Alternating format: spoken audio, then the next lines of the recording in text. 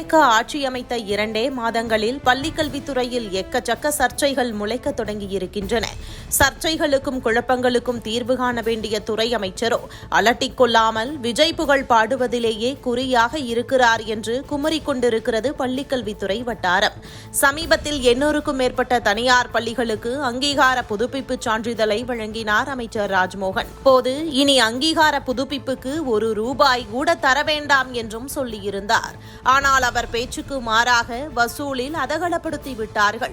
தவறு செய்த அதிகாரிகள் மீது நடவடிக்கை எடுத்திருக்க வேண்டிய அமைச்சர் ராஜ்மோகனும் கண்டும் காணாதது போல் கடந்து விட்டார். முறைகேடு விவகாரங்களில் ஈடுபடும் அதிகாரிகளை அமைச்சர் கண்டுகொள்ள மாட்டார் எனில் இப்போது அமைதியாக இருக்கும் அதிகாரிகளும் வசூல் வேட்டைக்கு ஆயத்தமாக வாய்ப்பு இருக்கிறது என்ற தகவல் வெளியாகியுள்ளது. தாவேக ஆட்சியில் மிக பெரும் சர்ச்சையாக உருவெடுத்திருப்பது அமைச்சர்கள், எம்எல்ஏக்களின் ஆய்வுகள்தான். இந்த ஆட்சி அமைந்ததிலிருந்து பெரும்பாலான தாவேக எம்எல்ஏக்களும் சில அமைச்சர்களும் அரசு பள்ளிகளை ஆய்வு செய்கிறோம் என்ற பெயரில் ஒவ்வொரு அரசு பள்ளிக்குள்ளும் புகுந்து அதகலப்படுத்துகின்றனர். அதை வீடியோ பதிவு செய்து சமூக வலைதளங்களில் பதிவிடுவதையும் வாடிக்கையாக்கி இருக்கின்றனர். அது மட்டுமா, அரசு பள்ளியில் விஜயின் கட்சி நிகழ்வுகளை எல்லாம் ஸ்மார்ட் கிளாஸ் போர்டுகளில் போட்டு காண்பிக்கிறார்கள்.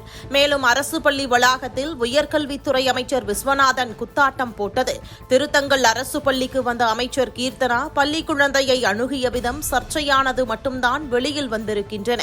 ஆனால் முதல்வர் பிறந்தநாள் விழா என்ற பெயரில் தாவேகாவை சேர்ந்த முக்கிய நிர்வாகிகள் அரசு பள்ளிகளுக்குள்ளும் வகுப்பறைகளுக்குள்ளும் நுழைந்து கேக் வெட்டி தங்கள் ராஜ விசுவாசத்தை காட்டினர். தாவேகாவினர் பள்ளிகளுக்குள் நுழைந்து ரீல்ஸ் எடுப்பது மாநிலம் முழுக்க பரவியிருக்கும் பிரச்சனை. ஆனால் இதையெல்லாம் தடுக்க துறை அமைச்சர் தீவிர முனைப்பு காட்டியதாக தெரியவில்லை. 250 பள்ளி மாணவர்களுக்கு ஒரு உடற்கல்வி ஆசிரியரை நியமிக்க வேண்டும் என்ற உத்தரவு அமலில் இருந்தது. புதிதாக பதவியேற்ற தாவேக அரசு 700 மாணவர்களுக்கு ஒரு உடற்கல்வி ஆசிரியரை நியமிக்கும் திமுகவின் அரசாணைக்கு உயிர் கொடுத்து வருவதை ஒட்டுமொத்த உடற்கல்வி ஆசிரியர்களும் எதிர்த்து வருகிறார்கள். தமிழக அமைச்சரவையிலேயே பள்ளிக்கல்வித்துறைதான் சென்சிட்டிவான துறை. அதற்குண்டான முக்கியத்துவத்தை அமைச்சர் ராஜ்மோகன் கொடுப்பது இல்லை என்கிறார்கள். இதுபோக முதல்வர் விஜய் பங்கேற்கும் கூட்டங்களுக்கு நெறியாளராகவும் அவரே தொடர்கிறார். இப்படி இருக்கும் சூழலில் அமைச்சர் ராஜ்மோகனால் துறை பிரச்சனைகளை முறையாக கவனித்து தீர்க்க முடியுமா என்பது சந்தேகம்தான். பிரச்சனைகள் ஏற்படாமலும் சர்ச்சைகளுக்கு இடமளிக்காமலும் இனியாவது செயல்படுகிறாரா என்பதை பொறுத்திருந்துதான் பார்க்க வேண்டும் என்றனர். இது பெற்றோர்கள் மற்றும் குடும்ப தலைவிகளிடையே கடும் கோபத்தை உண்டாக்கியுள்ளது.